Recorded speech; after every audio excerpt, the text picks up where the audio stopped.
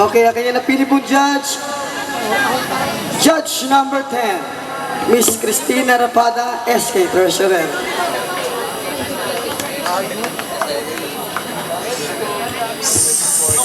Hello.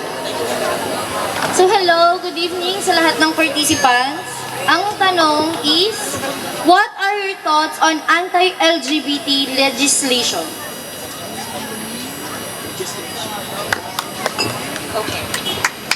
Alright, that's very personal for me. What am I thought about anti-LGBT legislation? That's actually so unfair. That's my thought.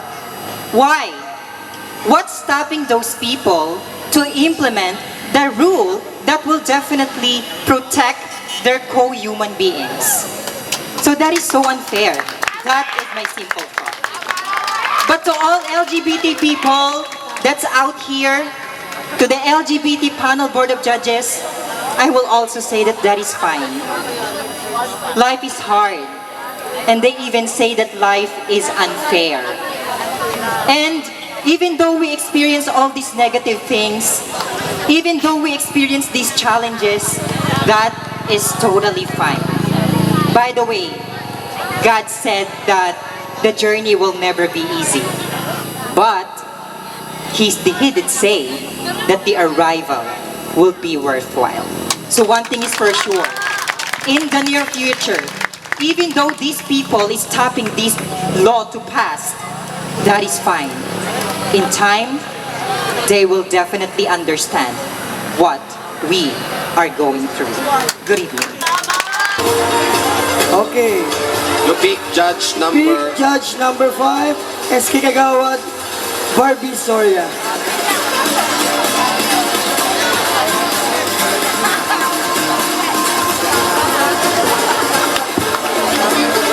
Hello po. Hi Heart, good evening.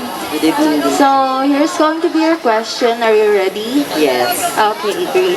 So, do social media networks have the right to collect your private data since you're using the platforms for free?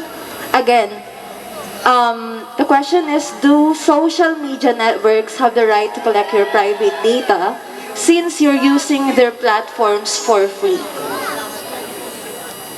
Okay, ladies and gentlemen, ang social media, ang pinakamahalaga o magandang naging imbento ng tao. Kaya para sa akin ang social media, dito tayo ay nakakakita kung ano ang mga news, kung anong nangyayari sa ating bansa at kung ano ang dapat nating gawin o maibigay na opinyon para sa gobyerno. Ladies and gentlemen, as a transgender woman and as individual, gagamitin ko po ang social media upang hingkayatin ang mga gobyerno na ipasa ang tinatawag nating SOGI Bill, which is Anti-Discrimination Against Sexual Orientation and Gender Identity. Why? Because ladies and gentlemen, SOGI Bill hindi lang para sa mga lalaki, hindi lang para sa babae, kundi sa lahat na mamumuhay dito sa lipunan upang magkaroon ng pantay-pantay na pagmamahal at pagrespeto at higit sa lahat, pagtanggap dito sa lipunan. Dahil bilang isang bakla dito sa lipunan, minsan na rin ho ako nahusgahan. Minsan na din po ako nag-criticize about my gender identity. Tinawag na bakla, tinawag na salit sa lipunan at malas. Ngunit bilang isang bakla, kung ipopromote ng gobyerno ang tinatawag nating SOGI Bill, then definitely lahat po tayo magkakaroon ng magandang sapat na edukasyon, sapat na pagrespeto sa bawat isa. Because ladies and gentlemen, lagi ho natin pakatandaan, ang respeto ay hindi po hinihingi, hindi rin po ito nililumus. Kusa itong ibinibigay sa taong dapat respeto. Kaya bilang isang kapwa, dapat nating respeto muna ang ating sarili bago natin ito makuha sa ibang tao. Thank you. Okay, you pick judge number 6, Miss Kendra Tarde. Good evening, ladies, especially candidate number 3, Miss Diane. Good morning po. This is your question. What do you think is the most inconvenient truth concerning the same-sex relationships or couples? Again, what do you think is the most inconvenient truth concerning the same-sex relationships or couples? Okay. To confirm if I got it correctly, the question is, what is the inconvenient truth that they are saying about the same-sex marriage? Did I get it right po ba? A relationship for those same-sex relationships.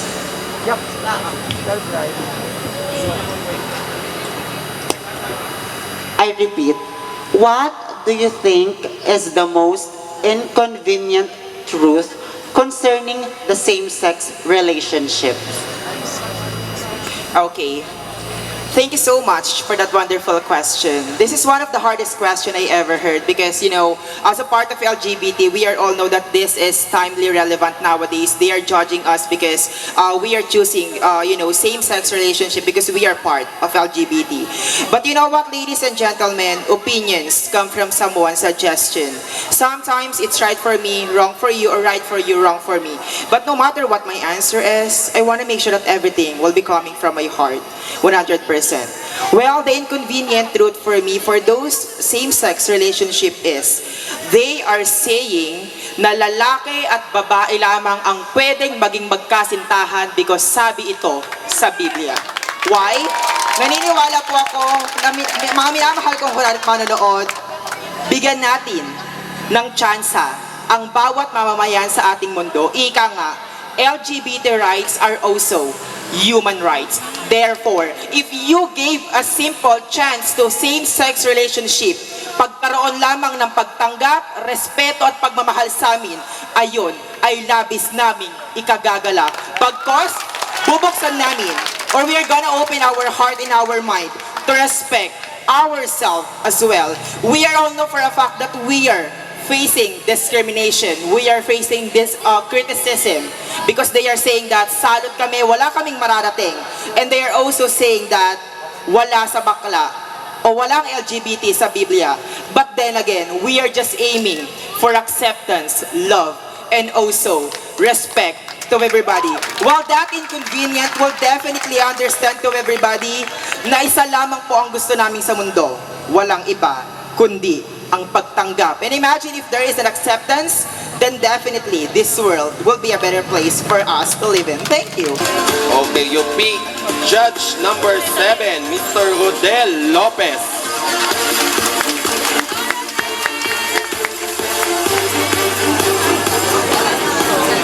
Hello everyone, good evening. Good evening, candidate number 4.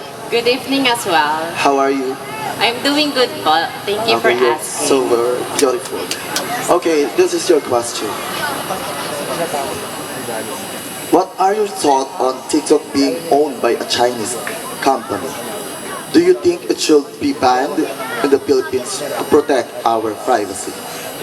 Is it okay to repeat the question? Okay, I repeat. What are your thoughts on TikTok being owned by a Chinese company? Do you think it should be banned in the Philippines to protect our privacy? Did you get? Thank you so much on a wonderful question. The world suffers a lot, not because of the violence of the bad people, but because of the silence of the good people. Ladies and gentlemen, I don't think that TikTok should be banned because it was owned by China. Why do I say so? We users should be the one responsible on what we are doing. Because ladies and gentlemen, in any platform in our life, there is always a good thing can happen and a bad thing can happen. Ladies and gentlemen, why do I say so? We have to communicate instead of banning it, the TikTok. Ladies and gentlemen, ang mundo ho ay hindi kompetisyon. Tigilan na ho natin yung pakikipagkompetensya sa bansang China. Kailangan ho natin ng proper communication because I always believe that connection connects people, but communication understands people. Ladies and gentlemen, I do believe that answering the question is not about how long or how short your answer is, as long as you are targeting a what we call bullseye. Thank you. Okay, you pick judge number 9, Miss Ann Mabini.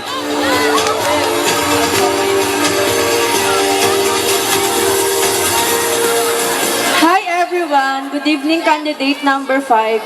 My question for you is, do you agree that we should tax the rich even more to help the country rebound from the pandemic?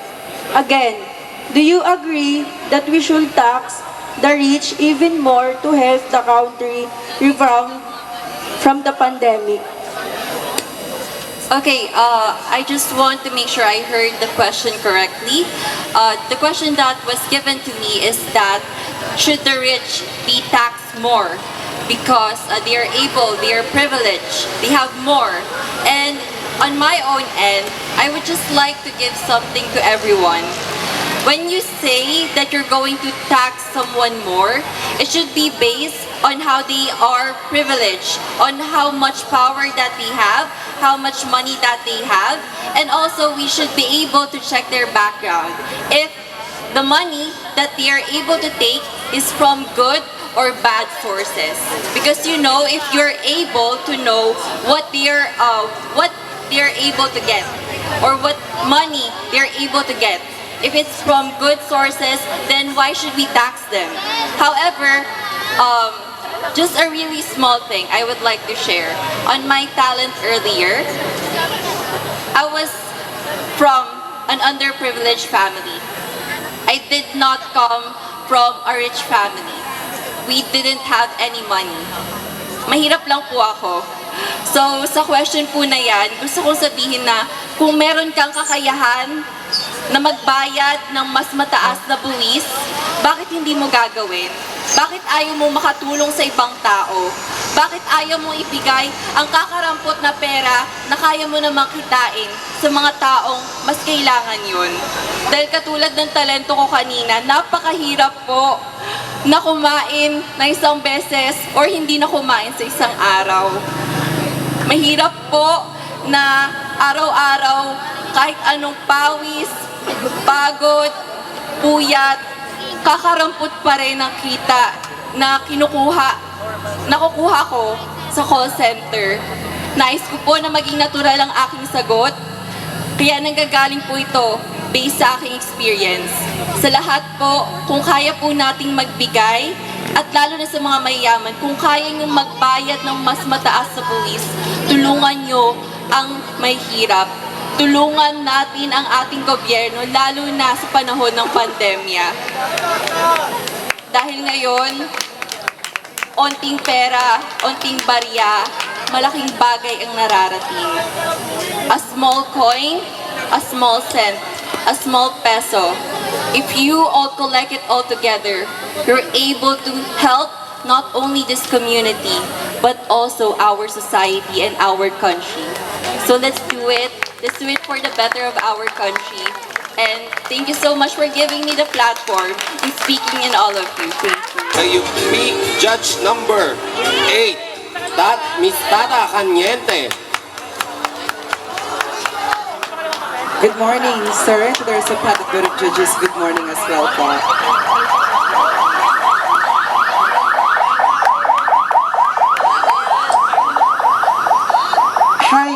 Queen Bolong, you look so stunning tonight. Thank you so and much po. I You wonder how far you can go. Thank Ready you for so the much. question? I do.